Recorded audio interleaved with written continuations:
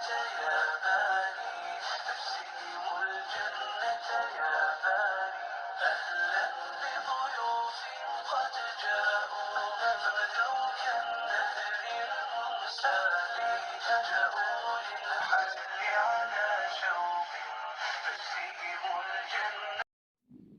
عليكم ورحمة الله. كيف دايرين؟ لاباس عليكم؟ نتمنى يا ربي تكونوا بخير وعلى خير واحوالكم مزيانه. اليوم ان شاء الله نحضر معكم عدمين بطبوط اللي كيجي زوين، كيجي كله هكا محلول ومنفوخ. الصراحه اللي هكا كنعتمدوه بزاف هكا في الشهر المبارك، كيجينا ساهل كنحضروه هكا وكنخليوه في الثلاجه، والوقت اللي بغينا راه كنجبدوه وكنعمروه. انا درتو بهذا الشكل دائري وهذا الشكل هكا بيضاوي، وغنديرو حتى بواحد الشكل واحد اخر هكا مربع. المهم كنبغيو هكا نغيرو شويه وصافي. دابا ان شاء الله ندوز للمقادير لتحضير هاد البطبوط هذا.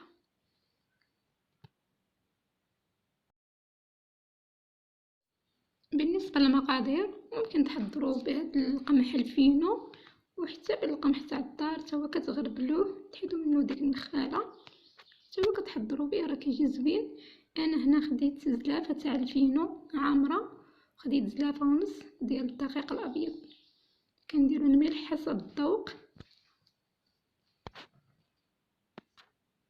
كندير 2 معالق صغار ديال الخميره حبيبات،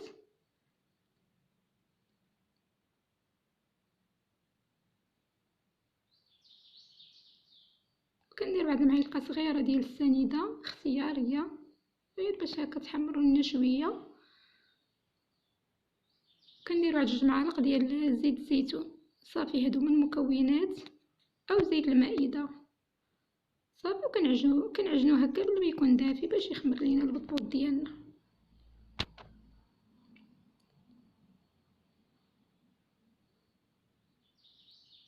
صافي غادي نعجن البطبوط كنخلطوه مزيان.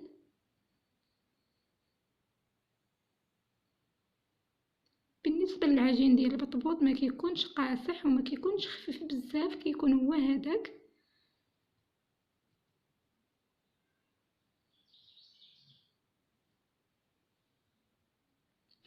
هنايا بعد ما جمعت العجين ديالي غنديرو على سطح العمل، غادي غير ندي شويه باش تخلط ليا ديك الخميره مزيان وداكشي صافي. وغنديرو في واحد الاناء وندهنو بالقليل من الزيت وكنغطي عليه وكنخليه يختمر مزيان.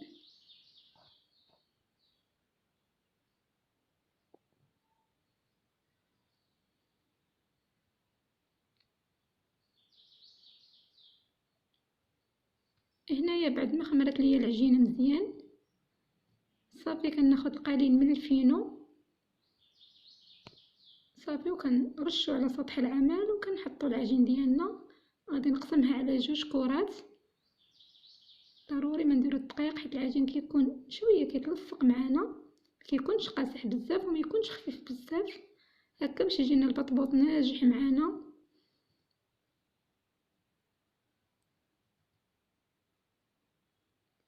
غادي نجمع العجين ونخليه يرتاح واحد شويه عاد نرجع باش نطلقوه بالمدلك.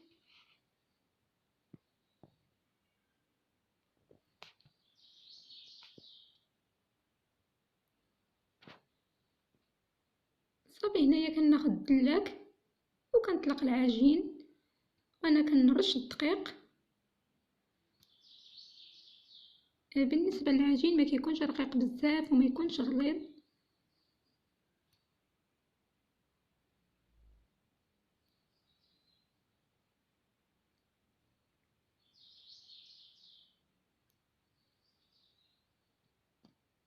على هذا الشكل هذا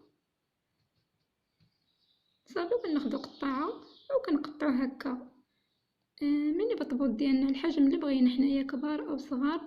من الاحسن يكونوا صغار ما يكونوش كبار بزاف. صافي كناخد واحد الطاوه اللي كنفرش فيها واحد السربيته هكا وكنحط فيها البطبوط ديالنا. بالنسبه للاختمار ما كنخليوش يخمر بزاف، غير 10 دقائق صافي وكنبداو نطيبوا البطبوط ديالنا. فين ما كملنا العجين كامل ديك الساعه صافي كنبداو نطيبوا. هنايا غادي نسرح الكرة الثانية اللي خليت.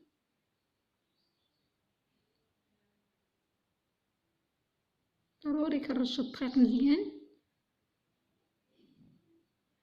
هادي غنقطعها على شكل مربعات.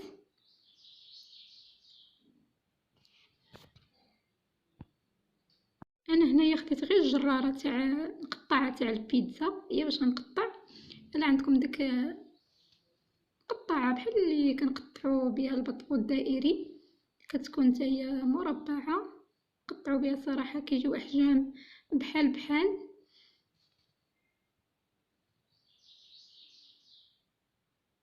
صافي كنحيد دوك الجوانب اللي كيكونوا عوجين صافي وكنقطعوهم.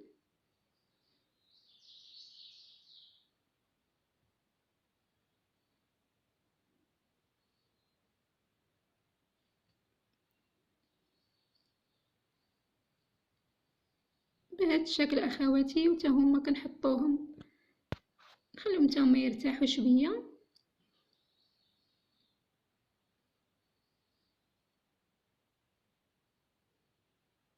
العجين ما كيكونش غليظ وما كيكونش رقيق بزاف كما كتشوفوا، باش هكا يجي البطبوط ديالنا ما فيش ديك البابه الوسط، يجي خاوي من الوسط.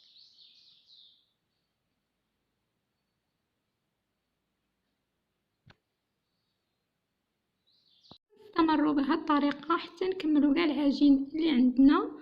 وبالنسبه للعجين اللي كيشيط ليا غادي نعمل منه هكا تا هو ميني بطبوط هكا على شكل بيضاوي كما كتشوفوا. كورته بهذا الشكل هذا كيكون هكا كنكورو شويه طويل صافي، وكن هكا نسرحو بيدينا وبالمدلك حتى هو كيجي واحد المنيضر زوين كيجي غزال. صافي حتى حاجه ما نضيعوها. صافي وغنحطهم يرتاحوا غير شويه، وغندير المقله تسخن وندوز باش نطيب معكم البطبوط ديالنا.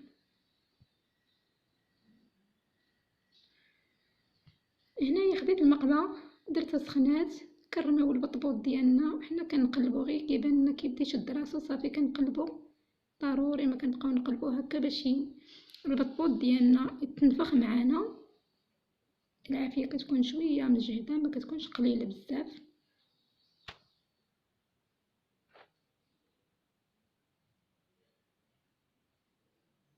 كما كتشوفوا البطبوط ديالنا كيبدا كيتنفخ.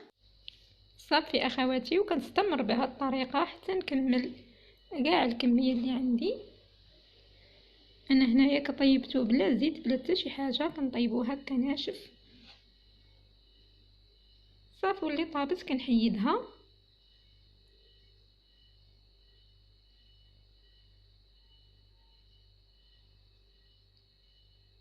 صافي على هذا الشكل هذا كيتحمروا غير شويه صافي وكنحيدوهم.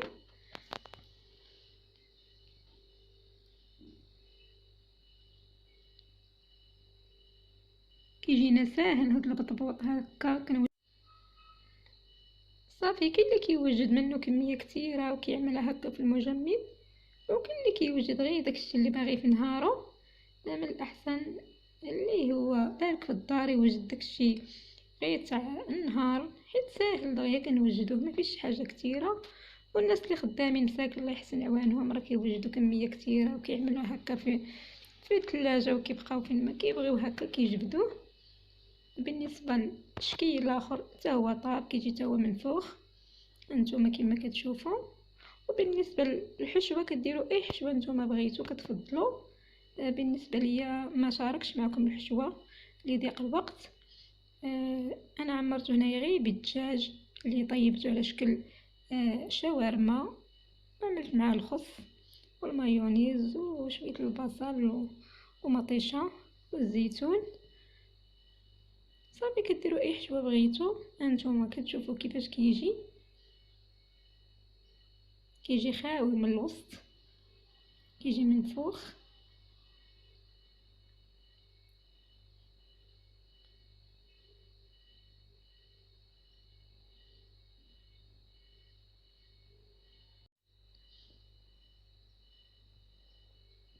كيجي ناجح معنا صافي. وها الميني بطبوط ديالنا هو هذا. انا عمرت بهاد الحشوه هذه اللي قلت لكم، شي حاجه اللي بسيطه وسهله، ممكن تعمروا غير بالطون باي حاجه نتوما كتفضلوا. كيجي شكيلات ديالهم زوينين هكا منوعين. وكنقول لكم شكرا لكم بزاف بزاف على المتابعه، وفيديو قادم ان شاء الله. مع السلامه.